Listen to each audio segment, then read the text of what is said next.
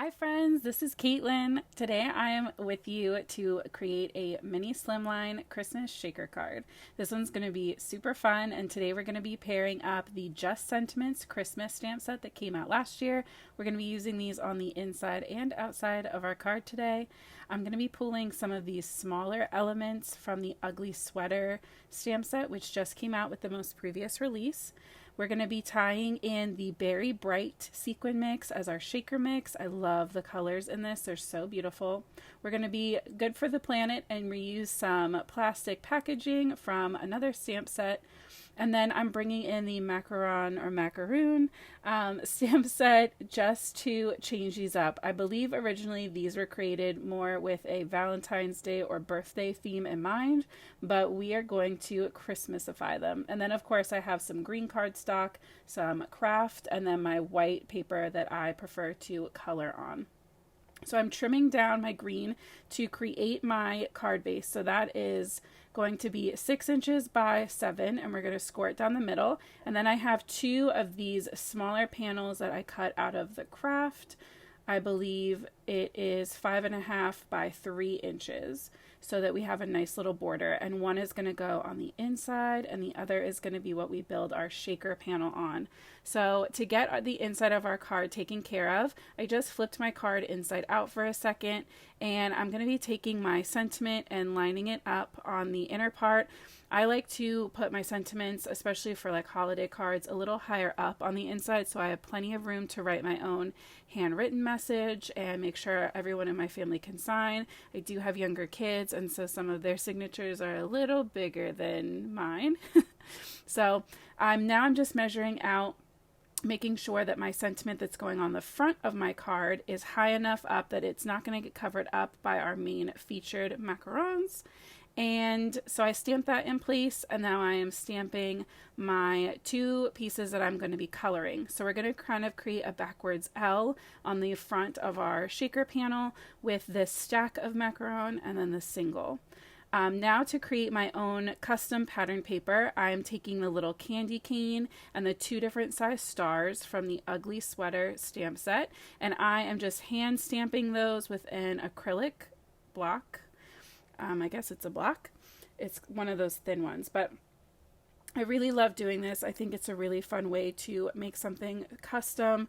The trick for me is to make sure that I'm spinning my paper around and that I'm also stamping some of my images off the edge of the paper. So that's what you can see me doing there, is just using that scrap like edge of the paper underneath to make sure I'm not getting ink all over my desk. So I just stamped that up in a red ink, made sure that I liked how it was looking with our green background, and now we are going to jump into my Copic color. I'm going to be using the same colors for everything, so I'm only going to show you the first 2 and then that whole macaron down at the bottom. If I'm not pronouncing that right, you're just going to have to bear with me. I'm pretty sure I saw on a TV baking show, though, that that's how you're supposed to say it, versus like macaroons, I think, are like the coconut ones. I don't know. They're delicious, I can tell you that.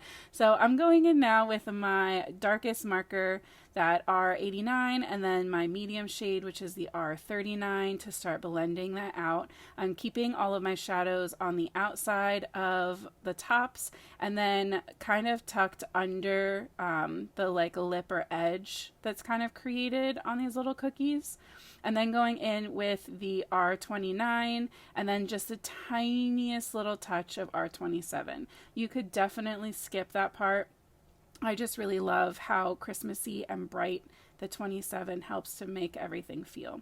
So then for the cream in the center, I decided to give it kind of a peppermint look, and so, or like a candy cane, I guess. So I went in with some warm grays and some very light toned E-markers just to give it a little warmth and a little shading, so it didn't look too plain or like it was forgotten. And then once those colors dry, I'm going to go back in and just add a tiny little dots of the R27, so it looks like little candy cane pieces or sprinkles or something kind of broken up inside that filling. So I am shading in the second one, and then we are going to jump to the full one. And I wanted to be sure to show you that because you know, the shading is a little bit different I didn't go crazy worrying about the ribbon on that stack as far as the shadow that the ribbon would create. But I definitely thought it would be nice for you to see, you know, the pieced ones and then the whole one as well. So all in all, this card was pretty quick for me. Normally my cards take me anywhere from 45 minutes to about an hour and a half. And this card I was able to get completed in about 40 minutes. So if you didn't go so crazy on the coloring, or, I mean, I had a plan, but it wasn't, you know, fully planned out. I still like to kind of improv as I go. If you knew exactly what you were doing, you could definitely get this card done quick. And now that we are approaching, you know, go time for our Christmas and holiday cards, I know that is definitely something to consider. That's also why I wanted to tie in some stamp sets that aren't necessarily Christmas specific. So if you don't have time to worry about shipping, but maybe you have, you know, the macaron stamp set and you just haven't thought to use it for a Christmas card, maybe this will inspire you to, you know, try something different. So there you go. I'm coloring that big whole one. I love how beautiful that looks. Doing the same things with the insides, and then I decided my ribbon was too plain, and so I went in with that R29 and I'm just adding stripes. And the thing is, when you get to the bow, you want to make sure that you're curving your lines in the same kind of shape that the upper part of the bow is, so that you get that idea of the ribbon being kind of curved and 3D. Your stripes would follow that pattern, that movement. They wouldn't just be in a straight line across if it was really fabric. So just a little extra details to kind of consider when you're coloring them up. Then I grabbed this G07, which I thought was a pretty close match to my green cardstock, and I'm adding a thin line right in between just to make sure that this looks super Christmassy. And now I'm using my coordinating dies to cut these two out. I just find that when I'm doing elements on my shaker cards that I do really like having that little bit of white border to help them pop up against the plastic shaker panel. So speaking of, we're going to start assembling our card now. So the first thing I need to do is break my packaging down.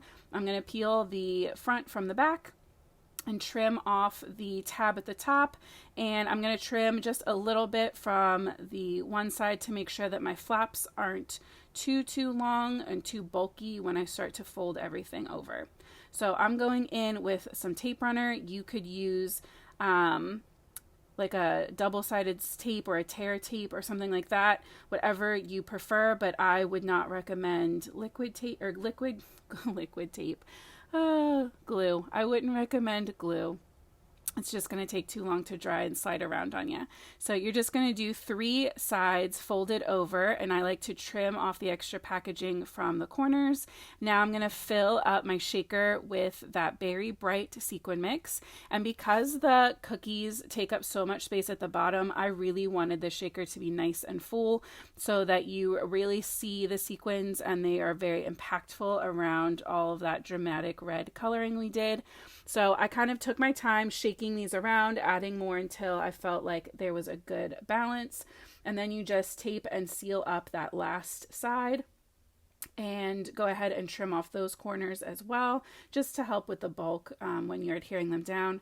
And I'm using the same tape runner to adhere my little shaker panel right to my card base. I do like to stand up when I do this step because it just makes me so nervous that it's not going to be straight, and these are not fun to try to remove. So now it's time to add in our little elements. Same thing, liquid glue slides around on the plastic packaging a little bit too much for me, so I'm going in with a tape runner again. You could also use foam tape for this if you prefer, for even more dimension. And I'm just adding those on and pressing them down really firmly, giving it a good practice shake to make sure that I love how it looks, and good news, I do. So I hope that you are feeling inspired to have fun. Don't be afraid to take a little extra time and create something you truly love.